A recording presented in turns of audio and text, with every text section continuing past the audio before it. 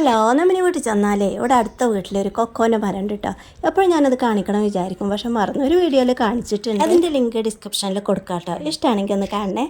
അപ്പോൾ അതാ അവർ കൊടുത്തതാട്ടോ പഴുത്തൊരു കൊക്കോ. അപ്പോൾ റോനൂസ് കൊണ്ടുവന്നപ്പോൾ നമ്മൾ നമ്മിനി വീട്ടിലെ കല്ലിൽ വെച്ച് പൊട്ടിക്കാണ്. 2 പ്രാവശ്യം കുത്തിയപ്പോഴാണ് ഇത് പൊളിഞ്ഞത് കേട്ടോ. നല്ല പോലെ പഴുത്തിട്ടുണ്ട്, നല്ല മധുരം ഉണ്ടാവും കേട്ടോ ഈ ടൈമിൽ.